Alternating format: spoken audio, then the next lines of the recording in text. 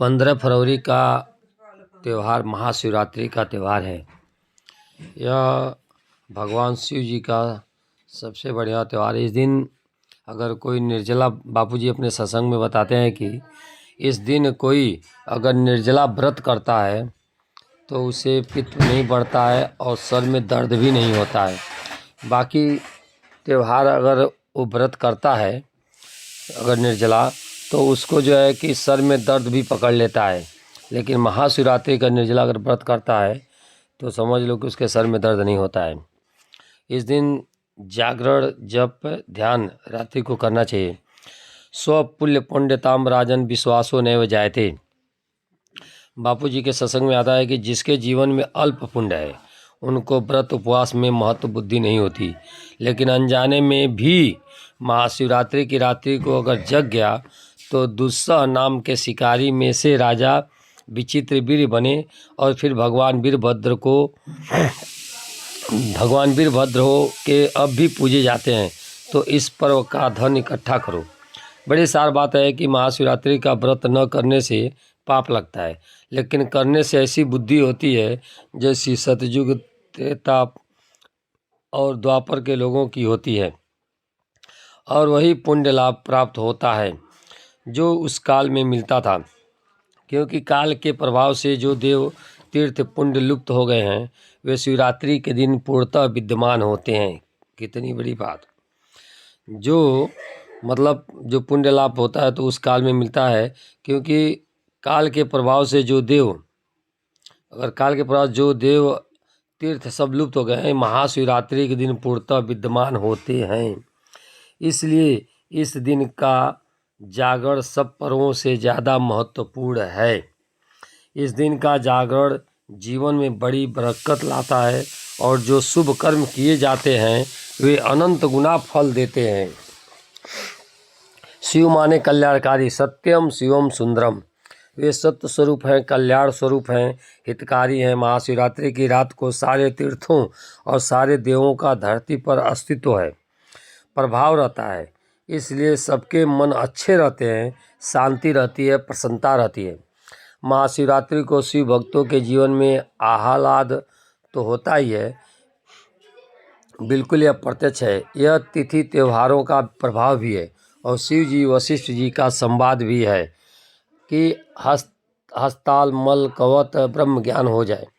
श्री योग वशिष्ठ रामायण में वशिष्ठ जी महाराज को शिव जी बोलते हैं, न सर्व देवताओं के अधिपति इंद्रदेव हैं, न कमलोद्भव ब्रह्मादेव हैं, और न पुंडरीकाक्ष विष्णुदेव हैं, न त्रिलोचन महादेव हैं। वास्तविक में देव वह है जो भूताकाश चिताकाश को जानता है। चिदाकाश उस देव को मेरा प्रणाम है।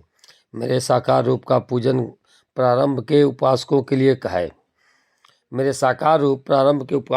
है। कारण है कि योजन पर्यंत नहीं चल सकता, उसको 2 कोस चलना भी अच्छा ही है। ए भोले बाबा, क्या तुम्हारी सच्चाई है? क्या सूझबूझ है? क्या पहुँच है? चिदघन चैतन्य है शिव जी का असली स्वरूप, और शिव जी अपने असली स्वरूप का वर्णन इसलिए कर रहे हैं कि तुम भी अपने असली स्वरूप में, मैं रूप में जान लो। कितनी उदारता है ब्रह्मज्ञानी भगवान शिव जी की, ब्रह्म स्वरूप शिव जी की। जागरण, जप, सत्कर्म में महाफलदायी है। महाशिवरात्रि के 15 से 17 दिन बाद होली आती है। ये दोनों महापर्व हैं, इनमें आप सावधान रहें। शतम विहाय भोक्तव्यम सहस्र स्नान माचरेत, लक्ष्यम त्यक्त्वा तु दात्यम कोटि तक्त्या हरि भजेत। 100 काम छोड़ के समय से भोजन कर लो, 1000 काम छोड़ के स्नान कर लो, लाख काम छोड़ के दान कर लो, और करोड़ों काम छोड़ के हरि का भजन कर लो। यह शास्त्र की आज्ञा है। जिससे सब जाना जाता है उसको खोज लो। खोजत खोजत कबीरो गयो हेराई। खोजते खोजते कबीर जी खो गए, जिसको खोजते थे वही हो गए। अपने को थोड़ा खोजो। अब खोजते खोजते तो सोने का रोज़ रात का नियम बना लो। महाशिवरात्रि और होली की रात्रि को तो जरूर करो। महाशिवरात्रि और होली को उपवास करोगे, जप करोगे, दान पुण्य सत्कर्म करोगे तो उसका अनंत गुना फल होगा। मेरे को हुआ न, मैं आपको सच बताता हूँ, मैं घर में था तो एक शिवरात्रि को एकांत मंदिर में गया। वहाँ ओम नमः शिवाय जप किया और जागरण किया। उसके बाद तो मेरे जीवन में शिव तत्व को पाने की द्वार खुल गए। महाशिवरात्रि का महान व्रत इतना मुझे फला है कि अभी तक वह फल काम कर रहा है। कई आफतें आई, कितनी हवाई आई, क्या क्या हुआ, सब धर जूते के तल्ले बल्ले बल्ले। हम अब भी उपवास करते हैं, परंतु निर्जल नहीं, थोड़ा फलाहार जैसा लेकर। होली का भी ऐसा ही है। महाशिवरात्रि की रात, होली की रात, जन्माष्टमी की रात, दिवाली की रात, ये 4 महारात्रियाँ कभी छोड़ना नहीं।